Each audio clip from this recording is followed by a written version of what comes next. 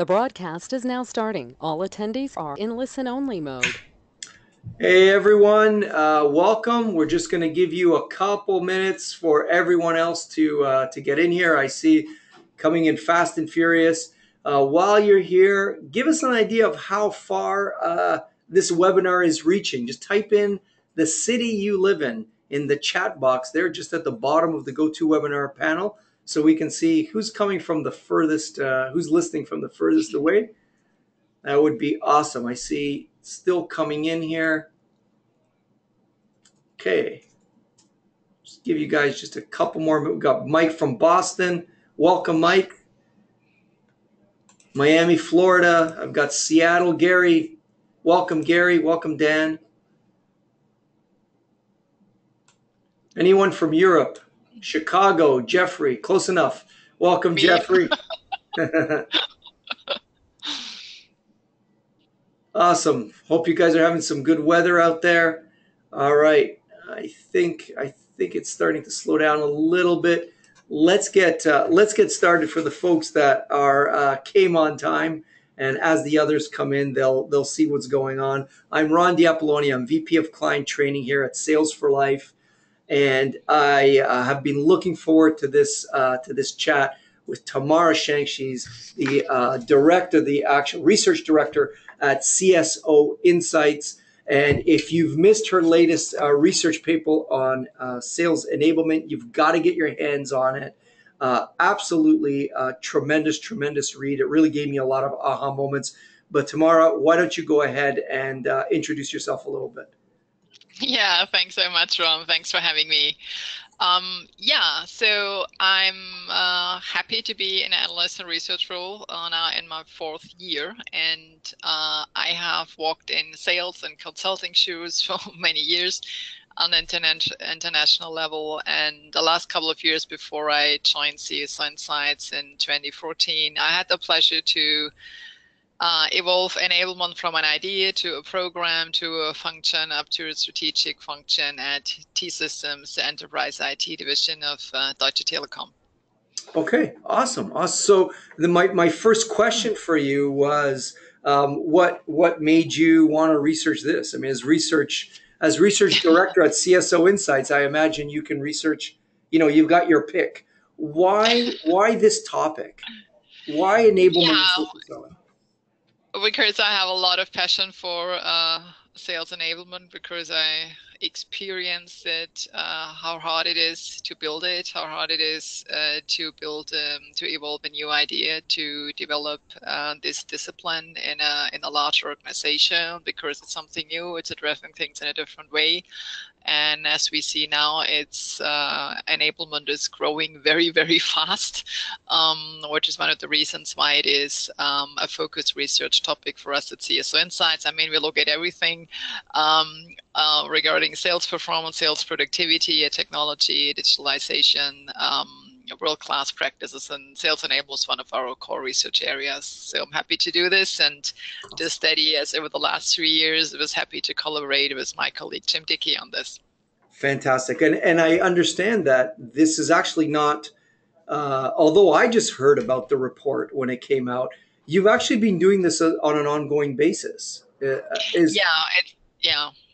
3rd year. It different? What stood out before we get into this? Is there anything that stands out, or do you want to share that at the end? Yeah. No, we can go over the major findings. So it's interesting. We do this now for the 3rd year in a row on a global basis, and every report was a little bit different. And the major highlights this year was, first and foremost, the fast-growing sales enablement. What we perceive in the market. So imagine that from the study participants, 1/3 that last year we have an enablement initiative for function, and it's 59% this year. And I mean, this is a lot. It's not exponential, but it's really fast growing. And it's a lot what you experience in the market, that the confusion around enablement is actually bigger than it was before, when it was a smaller group of practitioners. And so what we see, okay, discipline is growing, but it's not getting more successful. And we would have a look at some of the data points there. And we also see that certain approaches make a difference and really pay off. So having a formal approach to enablement, a more strategic approach for enablement, and looking at how to create consistency across various enablement services. Or we looked at the impact of content services, of training services, also of coaching services. So for us, sales managers are always an audience of enablement. And of course, we look at technology, and we also have a spotlight chapter on social selling in this year's report, which is our topic today. Awesome. Why don't you launch right into it? Start sharing some of the insights that you think everyone here will be interested in, and I am just going to jump in with questions. And I'm going to invite every one of our guests here today. If you have a question, don't hesitate. Type it into the chat box. I'm going to read it. The only guidelines I'm going to give you is please keep it on topic of what we're discussing. And I will read it out to Tamara, and maybe one of us or both of us will go ahead and answer that. So don't be shy. Type your questions in. And Tamara, over to you. Thank you. So first of all, we talk about social selling and sales enablement. So what's their relationship? I just mentioned that we looked at one of the key questions in enablement. How successful is sales enablement overall? I just mentioned that the discipline is very fast growing, from 1/3 in 2016 to almost 2/3 in 2017. And then the question is, how successful are they? And what we can see here is that only 1/3 is actually successful with enablement. That means they reported, yes, we met or exceeded all expectations or the majority of our expectations. So we just combine these 28.7 and 5.9% here to around about 1/4. We can say, okay, they were successful. And then we looked at the performance results of this 1/3, and they had a quota attainment. I just see it's wrong on the chart.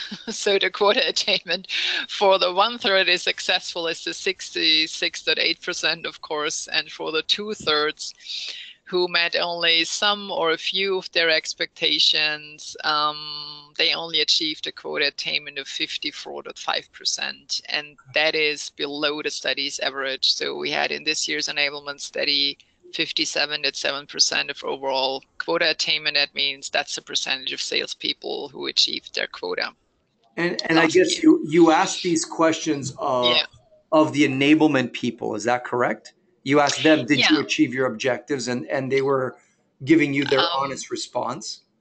Yeah, of course, whenever you do research, you depend on the answers you get from your audience. So we have a global audience, and this study is very proud of that.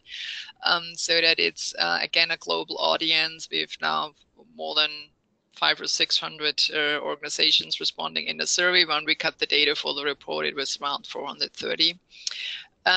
We have a broad range of different roles, from senior sales executives, sales directors, managers, sales enablement professionals, and also salespeople answering the questions. And the questions was always focused on what was the organization's quota attainment. So because that's the important number. So this is like a very sobering statistic here.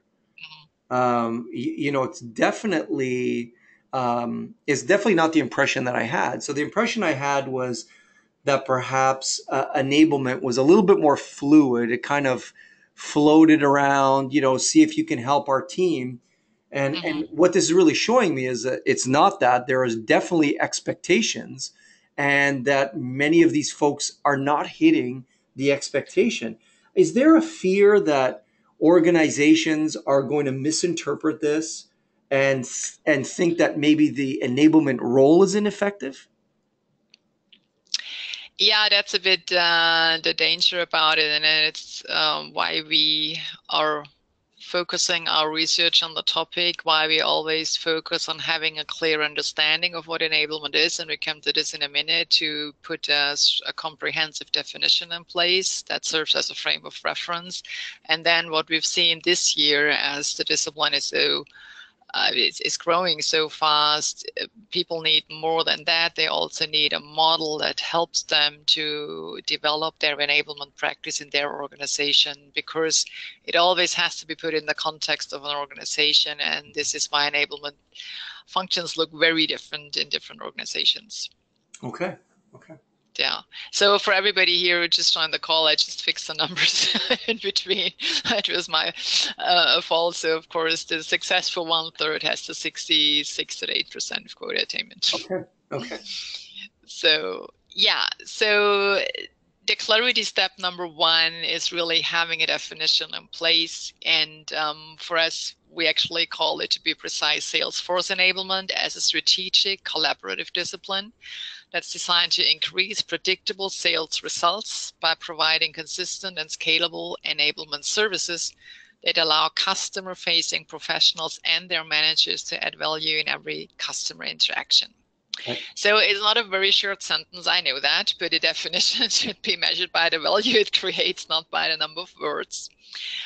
What we wanted to express with that is to say, what is it? Why are we doing it? And how it is done and for whom, and also as a kind of what is the design point around it. So we definitely see, and we will see some data on it, why a strategic approach, a formal approach is really important. You cannot run this as a project or in an ad hoc manner, because the impact you create with enablement, whether that's focused more on content or more on training and developing skills and methodologies and techniques, the impact will always be later on, probably not in the same quarter. Right. So you have to have a formal, more strategic approach. We also defined the goal more broader. We said sales results, and what we want to achieve is more predictable sales results, because if we know what we're doing, if we evolve and we develop our sales force in the right way, we should come to be more predictable. And sales results, that can be a market share for some organization, a revenue growth for another one, it depends. Providing consistent, scalable enablement services. So, and that is what is really very important for us. It has to be consistent. It's not done by training is pushing out some stuff to the sales force. Marketing is putting out content to the sales force. Enablement teams are creating playbooks and tools and other things, and everything is just pushed to the sales force or thrown over the fence to or at them in some cases. And this creates a lot of confusion and frustration across the sales force, because if they perceive, oh, the value messaging here is not consistent with that one, I cannot share this. And by the way, the messaging here is different and I don't get this, how it fits together, then they simply switch off and they use what they have on their laptops. And that's probably not what an organization wants them to sell. So consistency is really important, and that is kind of this orchestrating role of sales enablement to make sure that all these things fit together and make sense.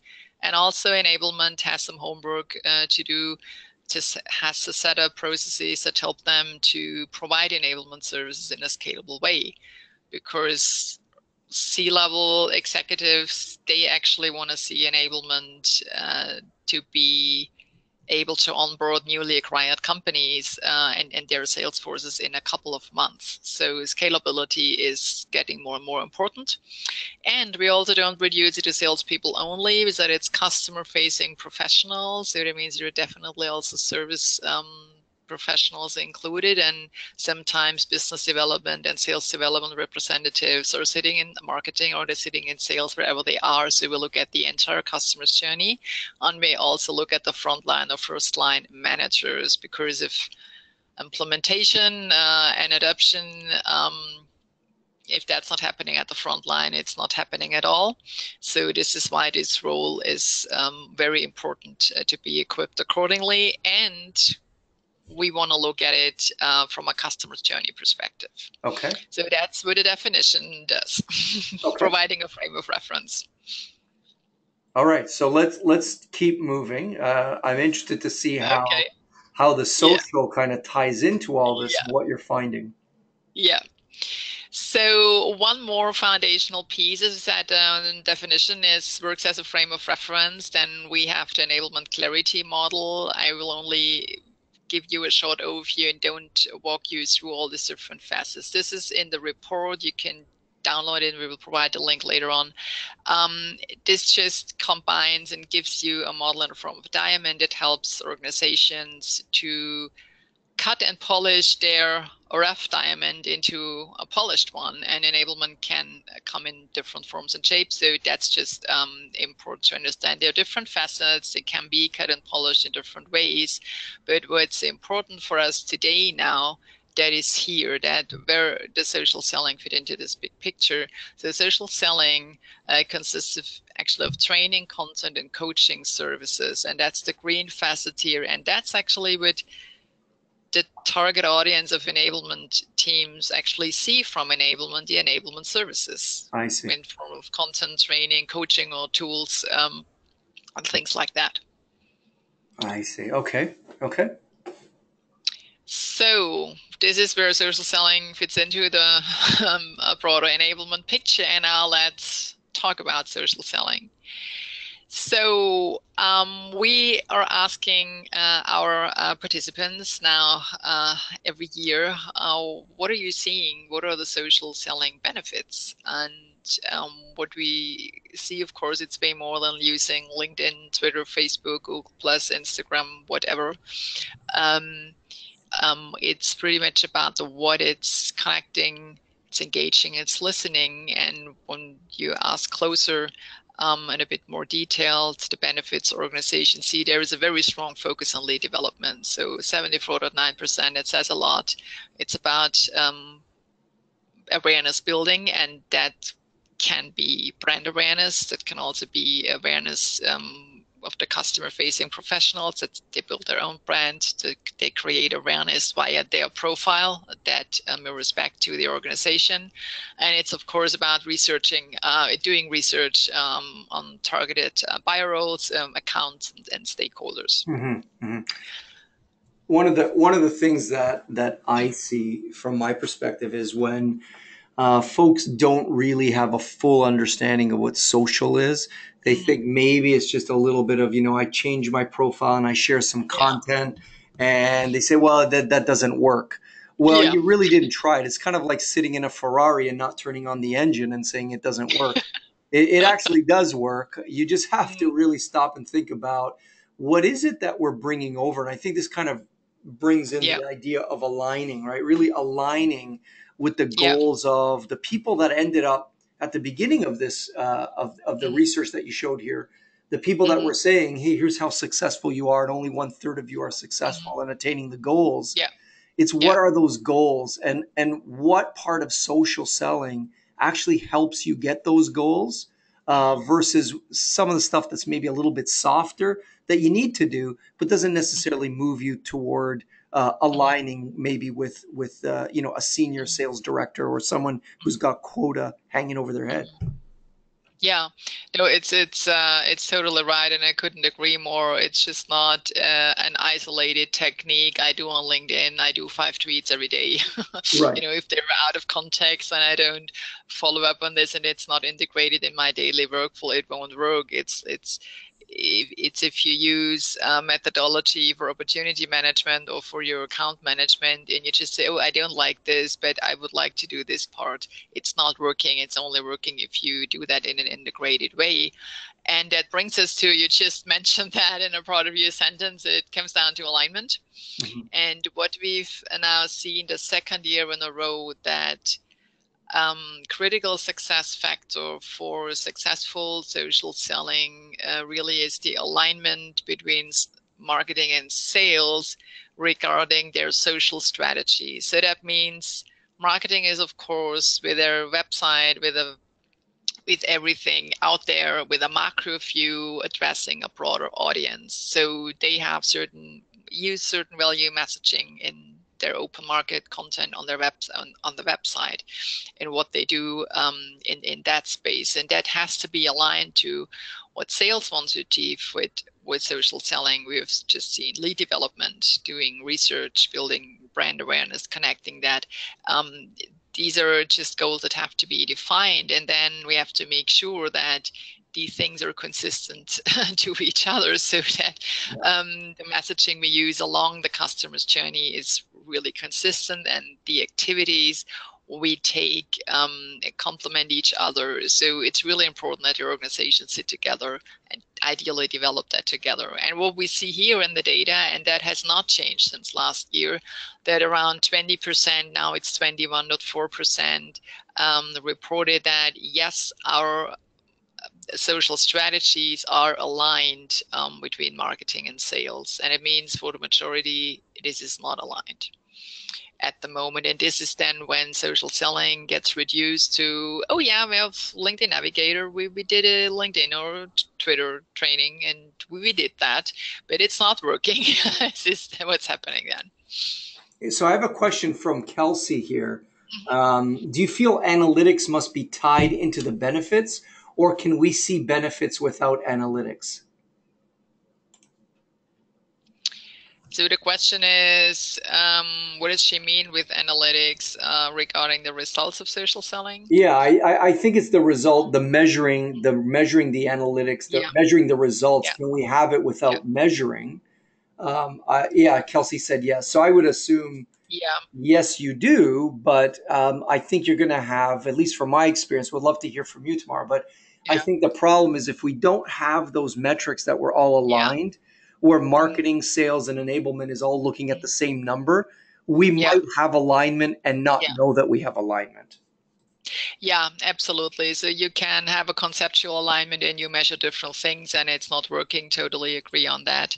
So most of the time you see a great alignment if there is a strong and comprehensive definition of different lead stages along the customer's journey. That's not so much focused, oh, this is marketing. Oh, no, this is sales qualified. But it's more about a lead evolves and has certain maturity levels. And then where are we currently? What does that mean for what we're doing next with this prospect, with this customer? So that is just very important to have scoring and nurturing models there to really hand over things in the right way so that they make sense along the customer's journey. Not so much that we talk about what's the function that's doing this. And then regarding analytics, so what's very important in this realm is to measure leading indicators. So we would always recommend to focus on conversion rates. We have seen lead development was the key focus of our audience in the study, what they want to achieve with social selling. And we also know from other studies that lead generation effectiveness is also sales managers and sales executives' biggest challenge. So there is definitely a need, and we can do that much better with doing social selling the right way. So we're looking at conversion rates in terms of what's the volume and what is the value and also the velocity at the different stages of leads until they become an opportunity is definitely a good way to do it. Okay. And it should prove if the alignment happens in reality.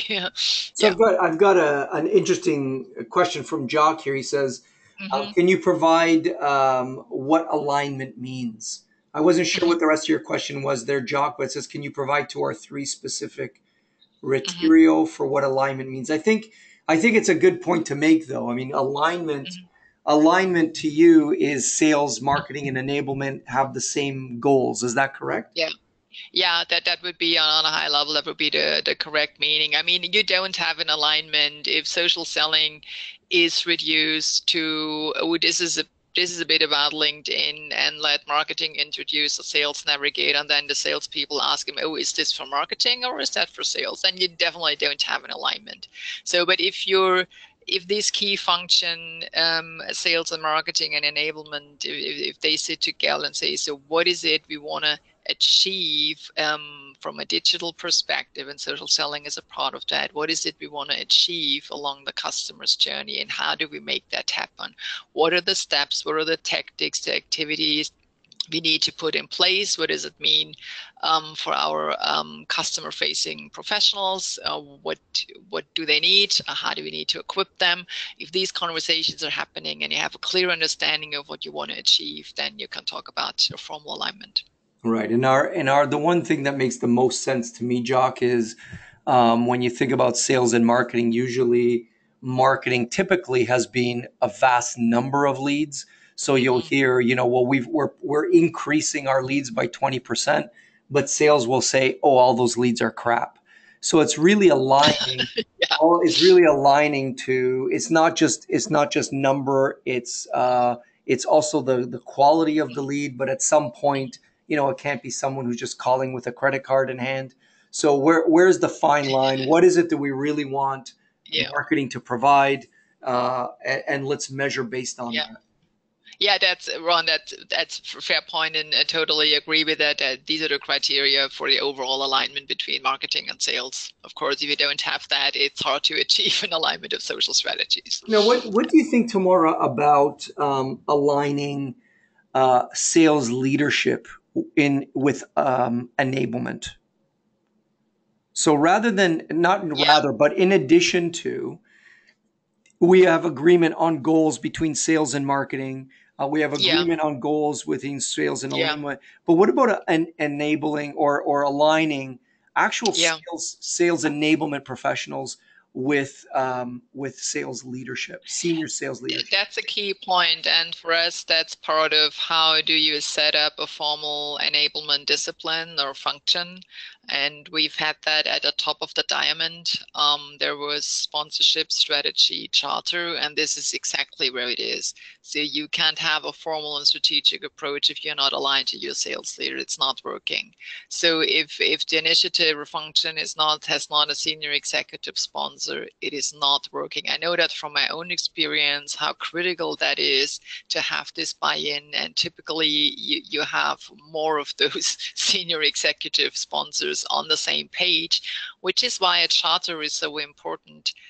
To formalize the vision, mission, and purpose, the goals, the steps, the roadmaps, the services to be provided, the target audience, and how to measure success. It's all the work that should be done and should be approved by the senior exec sponsor. And ideally, that's the CMO, VP marketing, as well as the chief sales officer and a customer experience officer, whatever the names are and the roles are. Yeah, in our case, I can tell you, Mm-hmm. having gone through the number of clients that we've done, we actually created a digital leadership module to Mm-hmm. force that alignment when you go through Mm-hmm. our program, because Yeah. we've seen that if we take that piece out, Mm-hmm. it really, the adoption is extremely low, and the Yeah. results, aligning to the results, is very, very poor, Mm-hmm. which is Yeah. actually a really good entree into this question from Jacques.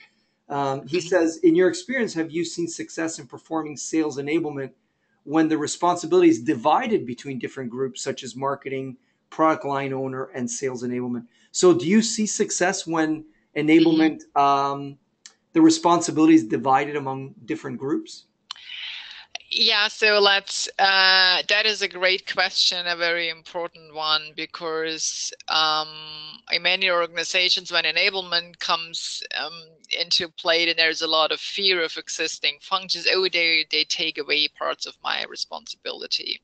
And that's actually not the case at all. And I know that from my own experience, that was the fear of many existing teams, and it has taken a lot of time and a lot of effort to say it's not about taking things away from you. It is about orchestrating all these enablement services along the customer's journey and to provide them in a way that is valuable and effective for our customer facing professionals. So it is not that an enable team is just coming in and saying, now we're doing all the customer facing content. It is not the case. Also not the case if we're saying now enablement is doing all the training. It should be accountable for the standards that are defined what enablement should be accountable for, but the functional responsibility would remain, okay, this is the group who takes care of product training as an example. So now we have to make sure that the value messaging approach that's in that piece of training is consistent with the content we've out there on the website and with the content we ask our salespeople to use with customer interactions. And by the way, it also has to be the same in the playbook we are just about to create. So this is the difficult work and the orchestration work, and this is why you need a strategic approach, and you have to have all these stakeholders on the same page. So that's what enablement, more strategic enabled functions should do, orchestrating all these different functions. And to be more specific, sorry, I know that from my own experience, when I had the team then At the end, I was reporting to the Senior Vice President, Global Sales Operations, and I still had the content team. We're sitting in portfolio management and marketing interface, and there was another training unit sitting somewhere else. So what we've done, we've established a collaboration model that really said who is accountable and responsible for each of these enablement services, and we've had a cadence in place and the process how to do that. So it's not an easy thing to do, but it can work. And also here, you can actually distill it down to the conclusion. To make it effective and simple and easy for the sales force, it is a lot of work for the enablement team. So the complexity is on the enablement team side to make it easy for the others. So now when you start to, I think last time we chatted, you actually had some numbers on the success of aligning. Yep. Here we go. Oh, there we go. There we go. So alignment of I have more numbers on. So yeah, so alignment. This goes a little bit further, right? This is actually alignment, not just of the roles, but of the actual strategies. Yeah, so the overall alignment, yeah, that's what we've seen earlier on, that the success of enablement initiatives who follow, though we didn't discuss that here, but if enablement discipline is set up in a formal way with a charter, with the alignment of all these executives, then you set up a foundation for productivity, which means the quota attainment that can be achieved is 27.6% better than compared to the average. And that makes a very big difference. Yeah. So that means the very few who follow a more formal approach, is about 17% we had in the study, they see a significant difference regarding that quota attainment, because they really know, yes, we got the business and the sales strategy, we made this analysis, we really focus on the right things, we try to keep all of this consistent, to make it effective, to really tailor it to the target audiences we have. So that simply makes a difference compared to, oh, I think I should provide some more negotiation training. I think I should do that. So that's just the difference.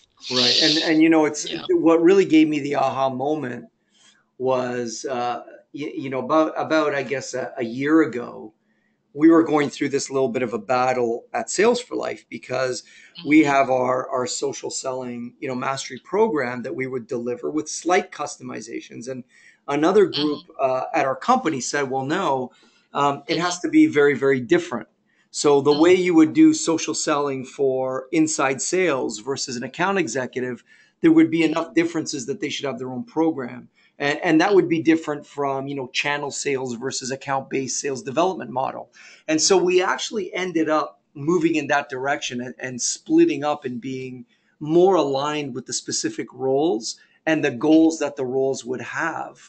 And we're really seeing a lot of traction on that. So I think your research, when I saw this number, it kind of dotted the I and crossed the T for us to know that we didn't do all this work for nothing. Yes, it is why we've done it. Yeah. Yeah, this is just a chart, so you can also find it in the report in our social selling spotlight section. So we have seen on the previous chart that only about 1/5 of the participants reported to have a formal alignment of the social strategies between sales and marketing. Here you can see last year and this year, so the trend is the same. It's just the magnitude of it is more significant this year.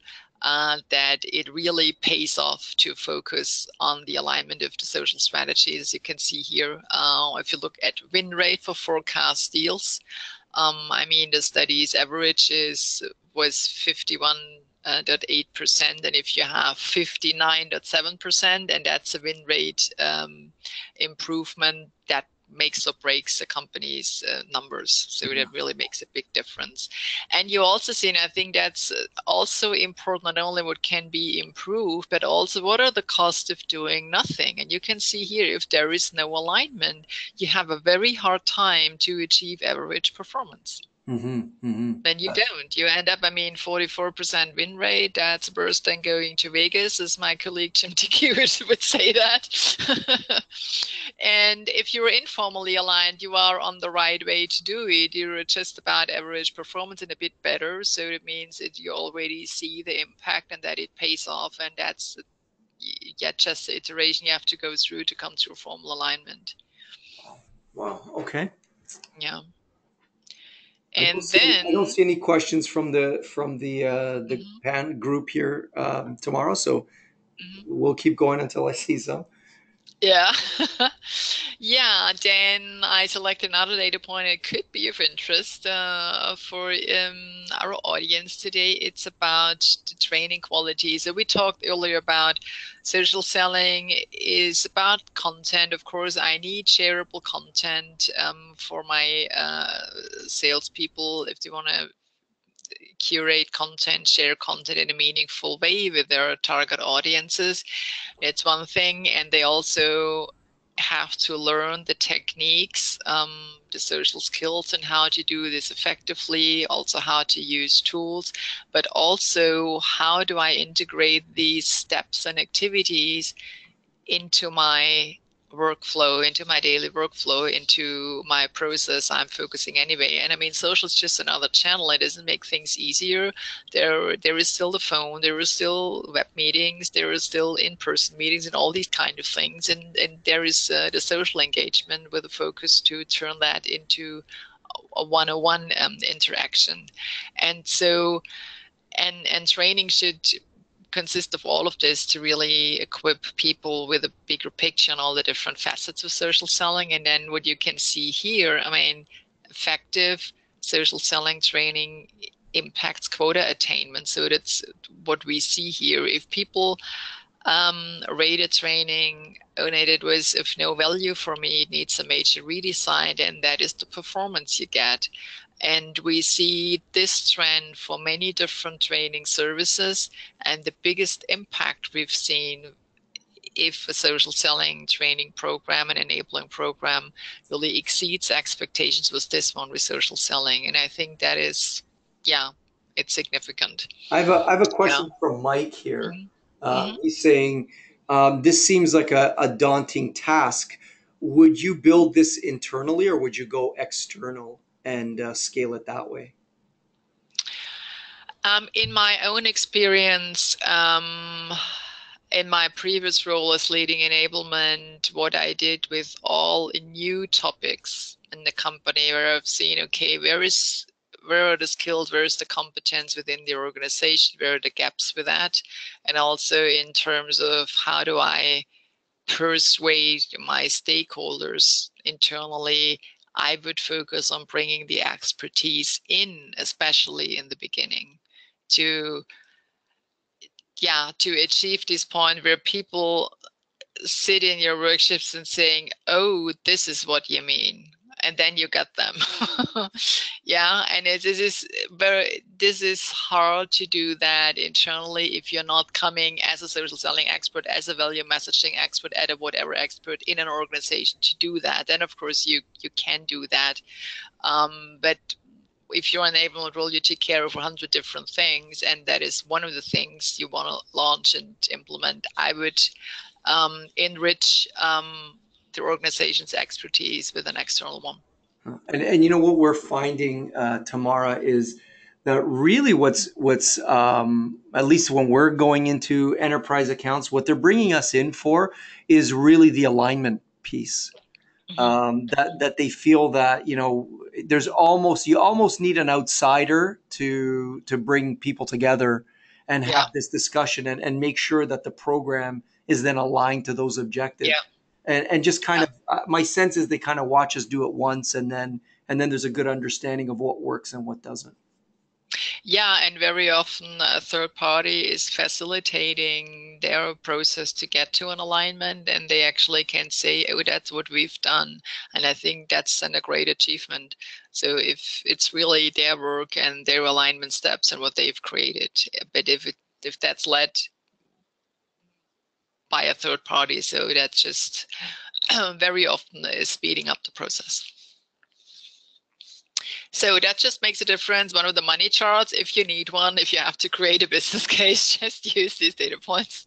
Right. And I guess it all comes down to what you got here, adoption. Yeah, adoption. Yeah. So that is interesting. And we looked at this one the first time this year. Because we do that in a couple of other areas already, and we already found that if you look at CRM things or other areas, that a big difference is made when there is 75% or more adoption. That means 75 or more of your sales force is using that specific techniques, applying that skill, using that methodology, or using social selling techniques, as in that case. And what we've seen here is, first of all, 41 to 2% have an adoption rate that is below 25%. And we will see that in a minute that they don't see any performance improvement. And then we have, and that was interesting in this study, that actually already adoption rates that were between 25 and 50% showed the same impact than the one between 50 and 75%. That was an interesting finding here. So that means if you have a common ground and do that the right way, you already create a big impact. That's interesting. So that means, but that's also range. It brings you a bit, you achieve a bit more than average performance, which is already great if you come from below. And then significant improvements require adoption rates that are bigger than 75%. And this is what they are. This is what the quota attainment looks like for these different adoption rates. So first of all, also here, the cost of doing nothing, that is a lot. If you think about average quota attainment of the study, 57.7%, adoption rate smaller than 25%. If you end up with this quota attainment, yeah, I mean, that's the cost of doing nothing. Yeah. So I'm beginning to work on this, and this is probably connected to a more informal alignment. We're doing the right things. We are not yet there, but we are working in the right direction, and we're working on getting a better adoption rate, and that is a broad range. And I mean, 60.9% is in a current environment. That is a good number. That is really a good number. And what we see here with our average quota attainment in this study, it's the enablement folks, it's a bit higher than what we see in our overall studies. And then you see here, it's just getting better. Yeah, I mean, with more adoption rates, it's just getting better. And I think you already see it here. There is definitely a payoff of your investments in social selling, to really doing that from the right content, from the alignment piece, having effective training services, creating the buy-in from senior execs, and then focusing on adoption. So it definitely pays off.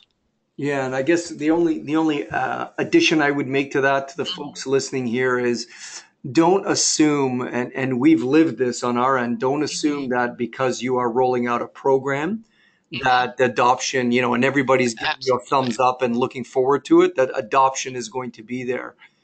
Yeah, it is quite a task to really get people to adopt and use it, and the tie is really what you were saying before, Tamara, which is alignment. If you don't align, we've seen that you're not going to get the adoption. And then it's this really fun exercise that the team does, but you're over there at the 51.5%. Tying in the leadership and the alignment and everybody bringing together, working with the same cause, is what gets you to the 70.6, at least in my experience. Absolutely, and you're really raising a very important point, and that is, how do I get to this adoption? And this is one of the reasons, because the challenge with adoption is the same in every enablement area. If you focus on implementing playbooks or a new methodology or a new process, the same thing. This is why we always focus on sales managers and why we have them as a target audience in our enablement definition, because if they don't coach at all, or if they coach in a different direction, you will end up with an adoption rate that doesn't create any impact, and that's not what you want. Right. So it's also important to have the frontline sales managers at least in that program, and also actually they need more, because they need an update of their coaching approach. They need guidelines with the right coaching questions for different situations, if they coach on leads and opportunities, if they coach on accounts or on funnel or whatever. So it's just important that they can also cover this new behavior you want to drive adoption for, that they can also coach along those lines. Yeah, we have a specific coaching chapter for sales managers in the report as well. Oh, fantastic. We actually even go ahead and track momentum. So what we found is a lot of the participants, their manager says, look, you've got to do this. And there's a way to game the system, right? There's a way to go through the program and make it look like you are an enthusiastic participant. And really, you have no intent of adopting anything. We actually have momentum metrics in our digital alignment, digital leadership modules, just to be able to identify those folks so that we can get them back on the right track. Absolutely. Yeah, that's a great idea. I love that. Yeah, another money chart you can use if you have to create a business case also on why coaching is important to get you these levels of adoption that really make a difference. And yeah, so I think we already covered a lot of recommendations. I've got a good one from Jeff here, actually. Yeah. Type one in. Said managers also need to follow up to make sure that things don't slide 30 or 60 days later. Absolutely. Yes. You sound like a model. You sound like a model leader, Jeff. That's definitely what we like to hear when clients come on board. We definitely like to see leadership like that. Without managers taking the lead like that, we really do have a tough time. So I would definitely agree with Jeff there. Yeah, absolutely. There is time for activity management. There is time for coaching for all of this. Yeah, absolutely. And it's a lot about consistency. Yeah, also especially in frontline sales management as well, to get to these levels of adoption. So how can they get this report tomorrow? Thanks so much. But I want to make sure that people are going to be asking this. Yeah. Here you go. Yeah, so you can directly download your copy if you go to csoinsights.com and follow this link. And if you want to have it easier, you just click on this launch blog post link, and then you are guided to the download page via this launch blog post. And if you'd like to send me a Christmas present, everyone, you can just send your checks payable to Ron the Appolonia, and that would be awesome. So, Tamara, thank you so much for making time to jump on with us today. I see we're just a little bit over time, but I'm sure as Senior Director, you are extremely busy. Thank you so much for jumping on here with us and sharing your report and the insights. Very, very much appreciate it. I hope we get a chance to do this again. Yeah, would love to do that. It was a pleasure to do that together with you. I enjoyed the conversation, and hope our audience as well. Me too. Created some momentum. Thanks for joining us, everyone. And a special shout out to Jean-Francois, who came all the way from Belgium, from Brussels. So awesome. That's where my mom was born. He's closest to me. Yeah. Yeah. Very close to you. Thanks for attending, everyone. And thanks again, Tamara. Yeah. Have a great week, everyone. Bye-bye. Yeah.